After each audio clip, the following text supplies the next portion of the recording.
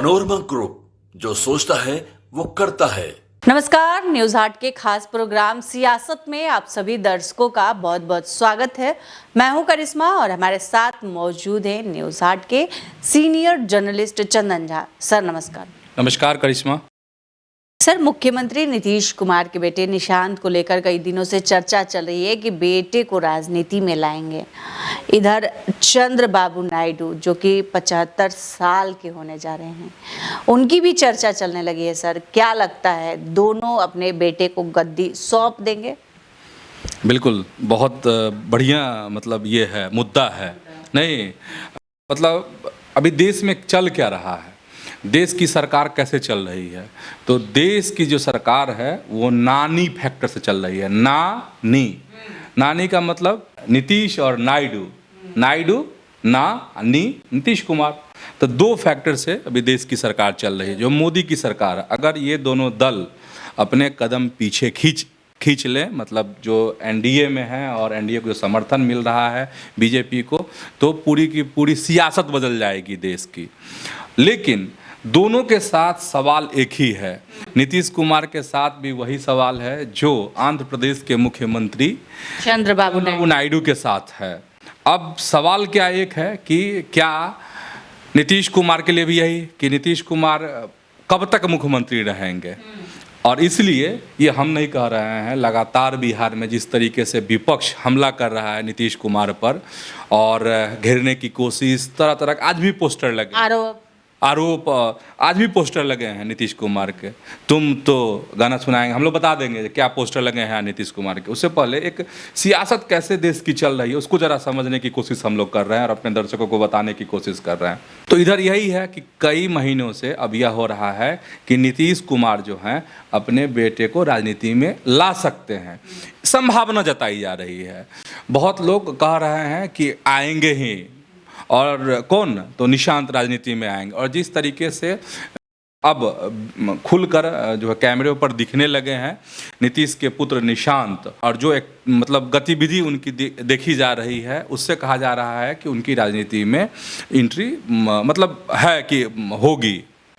ठीक है, हालांकि नीतीश की तरफ से या जदयू की तरफ से आधिकारिक रूप से ऐसा अभी कुछ नहीं कहा गया है और कहा जा रहा है कि लोग इंतजार कर रहे हैं। अब तो यहाँ तक चर्चा कि मुख्यमंत्री जो है, चूँकि चुनाव है बिहार में, तो राबड़ी देवी मांग कर दे कि अरे नीतीश कुमार अब किसी काम के नहीं हैं। और ऐसे नहीं, सदन के बाहर भी और सदन में राबड़ी देवी मांग की पिछले दिनों, हाँ, कि आप गद्दी जो है बेटे को सौंप दें, निशांत को मुख्यमंत्री बना दे नीतीश कुमार। तो बात यहाँ तक आई हुई है।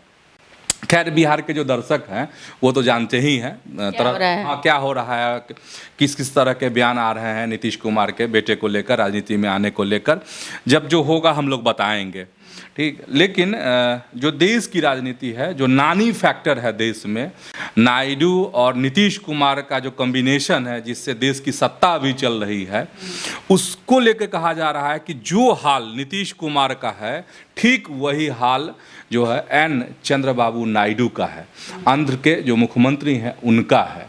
अब क्या हाल है जरा समझना चाहिए इसको, बहुत दिलचस्प है। नायडू जो हैं 20 अप्रैल को 75 साल के होने जा रहे हैं और आंध्र में की जो राजनीति है, आंध्र में भी एनडीए की सरकार है और एक अहम सहयोगी जो है वहाँ पे पवन कल्याण है, जो तेलुगु के का जो फिल्मों की जो दुनिया है तेलुगु की, उसके बड़े एक्टर हैं वो। और हिंदुत्व जो उनकी छवि बनी है इन दिनों वह है हिंदुत्व को लेकर के। और महाकुंभ में भी उनके वीडियो बहुत वायरल हुए थे जब वहाँ उप मुख्यमंत्री हैं पवन कल्याण। तो हो रहा है कि अब क्या होगा वहाँ की सियासत में। हाँ, सबकी नज़रें चूँकि 75 साल के नायडू होने जा रहे हैं, जैसे नीतीश कुमार पे बहुत सारे सवाल उठ रहे हैं ना कि वह बीमार हैं, तेजस्वी यादव कहते हैं कि थके हुए हैं, हारे हुए हैं, अब जो हो गया, अब जितना किए। पिछले दिन एक बड़ा ज़बरदस्त बयान आया तेजस्वी यादव का। बयान क्या आया, सदन में भी कहा, जितना किए अब छोड़िए ही सब।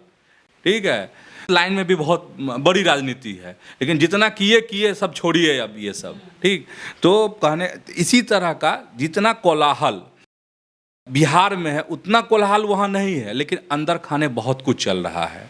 बहुत कुछ ये चल रहा है आंध्र की राजनीति में कि जो पवन कल्याण हैं वह भी एक तरीके से दबाव बनाए हुए हैं। किस पर? कि उनको मुख्यमंत्री बना दिया जाए अब। ठीक है, ये हो गई। पिछले दिन ही क्या हुई, मतलब साउथ की राजनीति में 5 राज्यों के मुख्यमंत्री ने एक बड़ी मीटिंग की परिसीमन के खिलाफ में। परिसीमन को एक लाइन 2 लाइन बता देते हैं, जो नए दर्शक होंगे वो समझ जाएंगे। परिसीमन यह होता है जो लोग निर्वाचन जो क्षेत्र होता है उसका निर्धारण किया जाता है कि उसकी सीमाएं आखिर क्या रहेंगी। तो वो उसमें अब बदलाव होने वाला है। केंद्र की सरकार जो है नए तरीके से जो है परिसीमन कराने वाली है। तो इसको लेकर मीटिंग हुई थी और सबसे पहले परिसीमन को लेकर किसी ने कहा था तो एन चंद्रबाबू नायडू ने आवाज़ उठाई थी। और एन चंद्रबाबू नायडू ने एक बात कही थी, उन्होंने, चूंकि वो एनडीए के साथ हैं, बीजेपी के साथ हैं, केंद्र के सत्ता के साथ हैं वो, तो उन्होंने बड़ी घुमा करके एक बात कही थी। और नायडू ने क्या कहा था वो समझने वाली बात। उन्होंने कहा था कि जो दक्षिण के राज्य हैं उनको अपनी जनसंख्या बढ़ानी चाहिए, क्योंकि चर्चा यह हो रही है कि जनसंख्या के आधार पर परिसीमन होगा।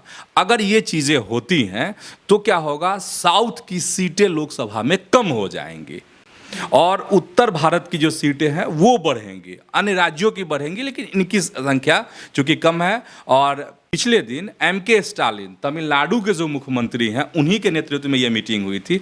5 राज्यों के मुख्यमंत्री इसमें शामिल हुए थे, लेकिन सबसे पहले जो आवाज़ जिसने उठाई, चंद्रबाबू नायडू इस मीटिंग में शामिल नहीं हुए थे। और इसके पीछे यही कारण है, कहा जा रहा है कि वो चूँकि एनडीए के साथ हैं इसलिए उनके सियासी मजबूरी थी। कुछ लोग कह रहे हैं जो आंध्र की राजनीति को समझते हैं, ऐसे विश्लेषकों का कहना है कि नहीं, चंद्रबाबू नायडू जो है परिसीमन को लेके जो तूफान आने वाला है उसका इंतजार कर रहे हैं। जब तूफान आएगा तब अपने पत्ते वह खोलेंगे। अब 2 लक्ष्य, ये समझ गए आप। अब 2 लक्ष्य है चंद्रबाबू नायडू के सामने। पहला लक्ष्य ये है कि अमरावती जो राजधानी है, आंध्र की जो नई राजधानी, उसको माने उसका विकास किया जाए, वर्ल्ड लेवल का बनाया जाए। और दूसरा जो लक्ष्य है वो है चंद्रबाबू नायडू, जैसे नीतीश कुमार को एक ही पुत्र हैं उसी तरीके से चंद्रबाबू नायडू को भी एक ही बेटे हैं, नारा लोकेश उनका नाम है। अभी जो वर्तमान की सरकार है आंध्र की उसमें वह मंत्री हैं। और पहली बार जब नायडू मुख्यमंत्री बने थे तो उनकी उम्र थी 45 बरस और उनके बेटे की उम्र है 42 बरस। और जो अंदर खाने चल रही है, जो हम पवन कल्याण की बात कर रहे थे, उनकी उम्र है 53 वर्ष। तो अब जो 20 अप्रैल को 75 साल के होने जा रहे हैं, तो एक दबाव है नायडू पर कि अब आपकी उम्र ज़्यादा हो गई है और सत्ता जो है किसी को सौंपिए।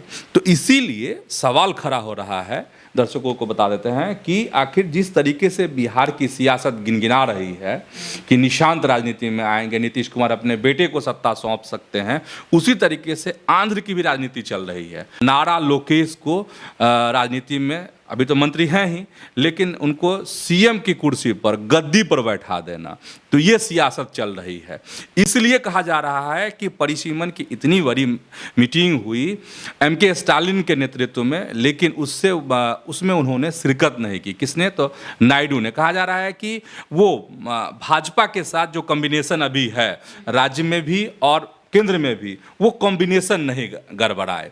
तो ये सियासत है और दोनों जगह चर्चा यही, जैसे बिहार में वैसे ही आंध्र में, कि एक तरफ क्या नीतीश कुमार जो है अपने बेटे को गद्दी सौंप देंगे, तो दूसरी तरफ यही चर्चा है कि नायडू भी अपने बेटे को गद्दी सौंप सकते हैं।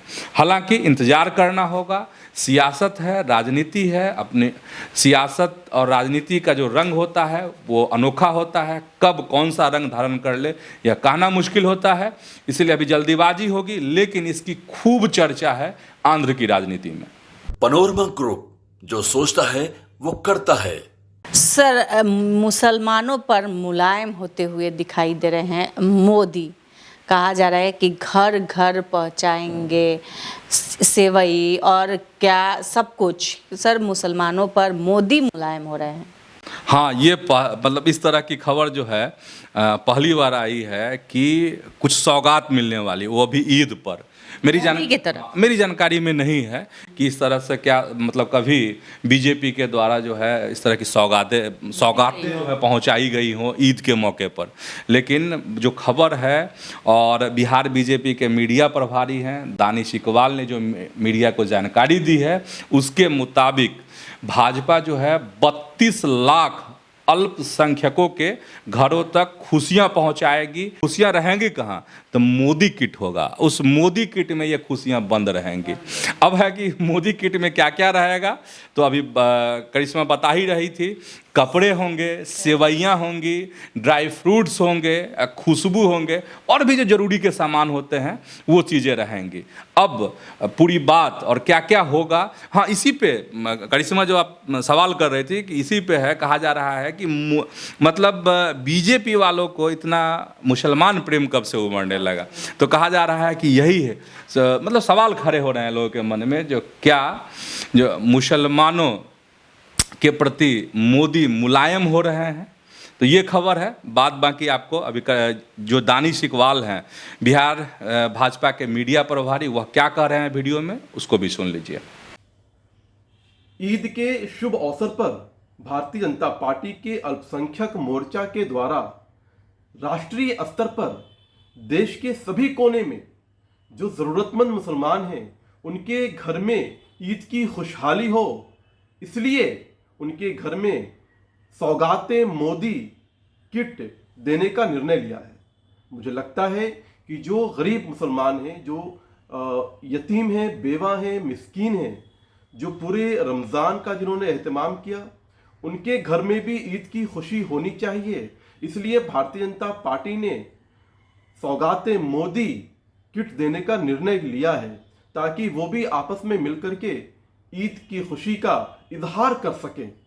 और भारतीय जनता पार्टी के अल्पसंख्यक मोर्चा के सभी कार्यकर्ता अपने अपने मोहल्ले के जो गरीब होंगे, जो यतीम बेवा मिस्कीन होंगे, जो ज़रूरतमंद होंगे, उन मुसलमानों तक ये सौगात मोदी किट पहुंचाने का काम करेंगे। तो आज के इस वीडियो में बस इतना ही। आगे की खबरों के लिए आप हमारे चैनल न्यूज़ 8 को सब्सक्राइब कर लें। अगर फेसबुक पर देख रहे हैं तो पेज को लाइक करना ना भूलें। हमारी वेबसाइट है news8.com, उसे भी ज़रूर विजिट करें। धन्यवाद।